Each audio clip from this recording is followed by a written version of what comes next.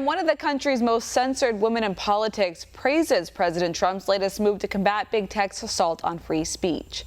One America's Rion has more. President Trump issued an executive order taking power from big tech and giving it back to the people, a move accomplished by modifying the Communications Decency Act. This move would allow individuals to sue big tech like Twitter on grounds of censorship. One of the more famous cases is investigative journalist and Republican congressional candidate Loomer, who has been deplatformed for her work calling out the left. I was the first journalist in the nation to expose Ilhan Omar and Rashida Tlaib prior to anyone even knowing who these women were. And that's ultimately what got me banned, right? Is a tweet in which I said Ilhan Omar is anti-Jewish. That's all I said. And for that, I've been universally deplatformed, not just on Facebook and Twitter and Instagram, but we're talking about Uber, Lyft, Uber Eats, Venmo, GoFundMe, PayPal. I can't even order Uber Eats. I can't order food delivery because it's conservative. So this isn't just about, having your Twitter or your Facebook shut down.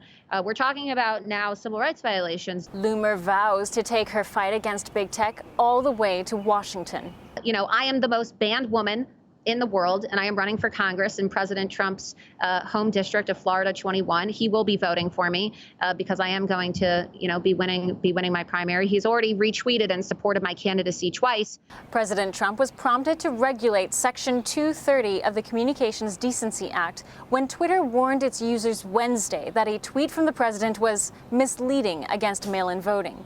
Twitter CEO Jack Dorsey vowed to keep monitoring facts. And I've been warning about this for years. If you recall, I confronted Jack Dorsey during the congressional hearing in 2018 on social media. And I stood up and I made a personal plea to President Trump that went viral. And I said, Mr. President, please help us, because Jack Dorsey is trying to influence the election, to sway the election so that the Democrats can steal the election. And that's why they're shadow banning and censoring conservatives. And a lot of people don't want to talk about this because it's very inconvenient for the radical left in Silicon Valley. Loomer points to the head of fact-checking at Twitter, Yoel Roth, an avowed anti-Trumper, and his own questionable financial interests. That the person who was in charge of the fact-checking apparently had some type of lucrative consulting agreement with a company that provides mail-in ballots. So now we're talking about fraud. People are getting rich by pushing out misinformation to censor an entire political agenda. And so I think that there needs to be a criminal investigation into Twitter as well. When these tech executives like Sheryl Sandberg and Mark Zuckerberg, Sundar Pichai, and Jack Dorsey all testified in front of Congress, they lied.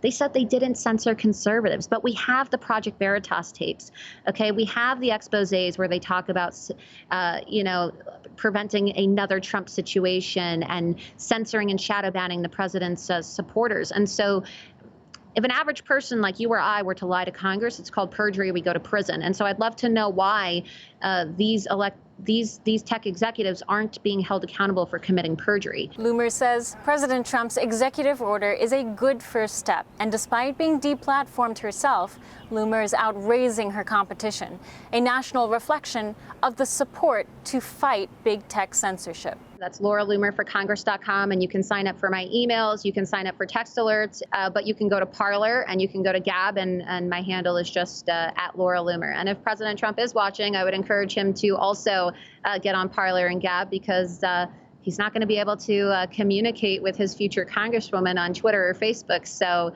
it'd be great for him to join the rest of us on Parler and Gab, where free speech is actually protected and respected. Chanel Rion, One American News, the White House.